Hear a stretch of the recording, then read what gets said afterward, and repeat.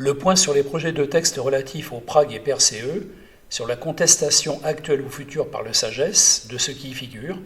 ou va y figurer, et de ce qui n'y figure pas. Partie C. Le SAGES, le premier et dernier à combattre pour que Prague et PRCE bénéficient du C3 du RIPEC. Les syndicats ayant un élu au CSM de l'ESR n'ont jamais demandé que le bénéfice de la composante C3 du RIPEC soit étendu au Prague et au PRCE. Il n'est donc pas étonnant que les mêmes Prague et PRCE qui les ont envoyés prendre part au groupe de travail du 10 avril 2025, relatif aux ESAS, ne se soient pas permis de le demander. Le SAGES a été le seul syndicat en 2022 à demander au MESR, par un courrier du 31 mai 2022, puis par une apostrophe à la ministre de l'ESR au CNESR en septembre 2022, que Prague et PRCE bénéficient de l'ensemble de la revalorisation RIPEC les concernant, c'est-à-dire en matière pédagogique et administrative. A été le seul syndicat à attaquer devant le Conseil d'État le refus du gouvernement d'intégrer les Prague et les PRCE parmi les bénéficiaires de la revalorisation RIPEC. Et le SAGES est aujourd'hui le seul syndicat à ne pas se contenter de demander un alignement du montant de la prime d'enseignement supérieur des Prague et PRCE sur la composante C1 du RIPEC, dont bénéficient les enseignants-chercheurs, mais aussi le bénéfice de la composante C3 pour ce qui concerne les activités pédagogiques et administratives, le seul syndicat qui va exercer l'ultime action en justice pouvant l'être, avant fin août 2025, pour que Prague et PRCE puissent bénéficier de la composante C3 du RIPEC, en matière pédagogique et administrative, et le seul qui soit en mesure de le faire, sur le fondement de l'article 7 du PIDESC,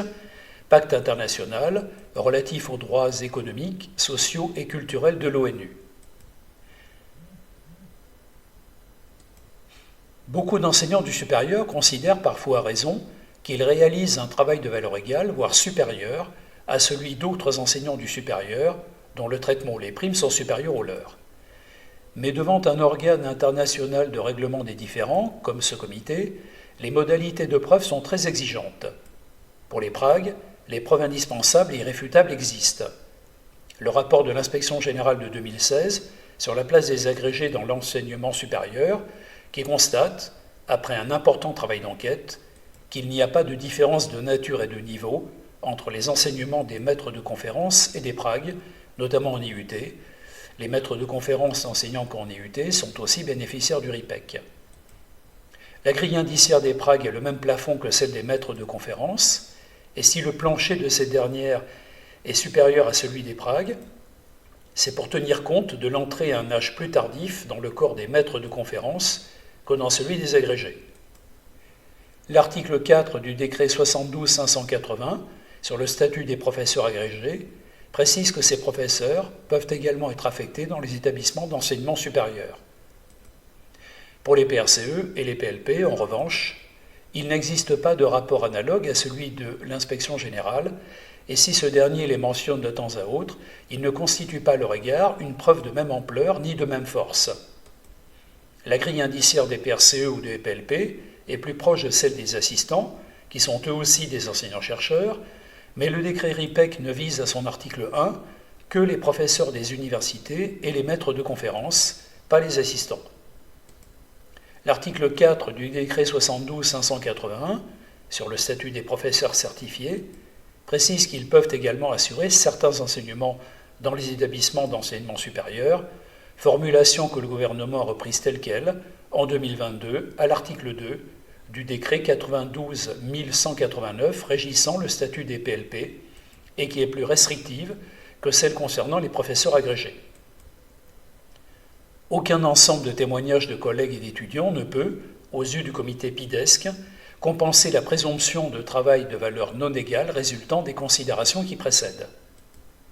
On a vu cependant qu'en ce qui concerne les décharges pour activités de recherche, la menace d'action en justice du SAGES pour violation de l'égalité de traitement entre professeurs agrégés, entre agrégés préparateurs des ENS et autres Prague, a conduit le gouvernement à étendre cette possibilité de décharge non seulement à l'ensemble des Prague, mais aussi à l'ensemble des PRCE. Si le SAGES fait constater sur le fondement de l'article 7 du PIDESC les pragues doivent bénéficier de la composante C3 du RIPEC, le gouvernement devrait tenir compte de ce constat aussi pour les PRCE, comme il l'a fait pour les activités de recherche. Le SAGES n'exerce d'action contentieuse que si c'est le seul moyen d'action disponible.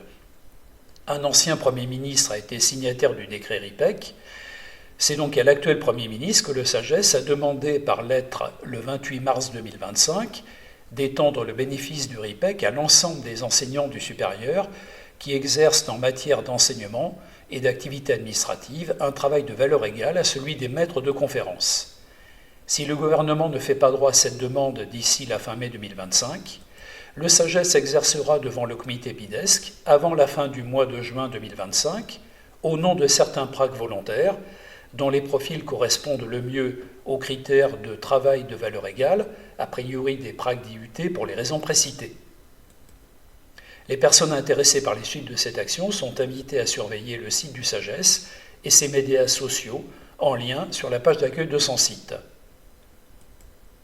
Enfin, si cette future action peut conduire à ce que le gouvernement mette fin à son refus de principe sur l'octroi aux pragues et aux PRCE d'une prime individuelle liée à la qualité des activités et à l'engagement professionnel au regard de l'ensemble des missions, composantes C3 du RIPEC, le travail du SAGES devrait néanmoins se poursuivre, car la mise en œuvre de l'octroi de cette prime par les lignes directrices de gestion actuellement en vigueur n'est pas adaptée aux pragues et aux PRCE. Le combat pour l'octroi de la composante C3 du RIPEC aux pragues et aux PRCE s'inscrit donc dans le combat plus vaste de leur pleine reconnaissance comme enseignants du supérieur, qui passe par bien d'autres modifications réglementaires que celle du décret RIPEC, respectueuse de leur liberté académique. Et la poursuite de ce combat, ainsi que ses chances de succès, vont se jouer en 2026. La suite est faite en vidéo de la partie D, le lien du texte complet en description.